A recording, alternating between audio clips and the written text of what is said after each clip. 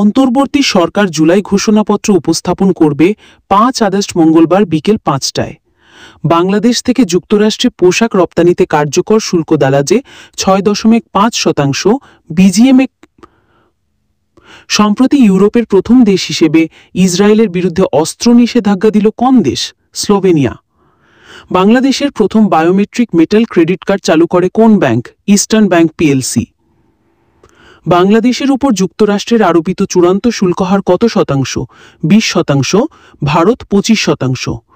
সম্প্রতি রাশিয়ার কোন উপদ্বীপে 8.8 মাত্রায় ভূমিকম্প আঘাত হানে? কামচাটকা উপদ্বীপ।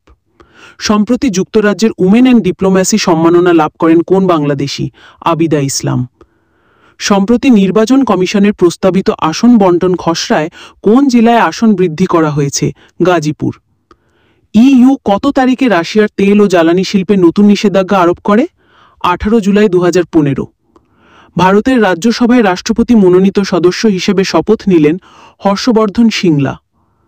আন্তর্জাতিক টি-20তে বোলিংয়ে 4 ওভারের কোটা পূর্ণ করে বাংলাদেশের কোনো বলারের সবচেয়ে কম রান দেওয়ার রেকর্ড গড়েছেন মোস্তাফিজুর রহমান। সম্প্রতি জাতিসংঘের নিরাপত্তা পরিষদে ভেটো দেওয়ার ক্ষমতা সংস্কারের প্রস্তাব দিয়েছে মালয়েশিয়া ও আসিয়ানভুক্ত দেশগুলো। রাজধানীর উত্তরায় মাইলস্টোন স্কুল অ্যান্ড কলেজ ক্যাম্পাসে প্রশিক্ষণ বিমান বিধ্বস্ত হয়ে হতাহতের ঘটনায় একদিনের রাষ্ট্রীয় শোক ঘোষণা করা হয়েছে 22 জুলাই 2025 মঙ্গলবার। সম্প্রতি রাজধানীর মাইলস্টোন স্কুল অ্যান্ড কলেজ ভবনে বিমান বাহিনীর প্রশিক্ষণ বিমান বিধ্বস্ত হয় 21 জুলাই 2025। সম্প্রতি দেশের প্রথম সোশ্যাল কারেন্সি কার্ড চালু করেছে কোন ব্যাংক? Eastern bank.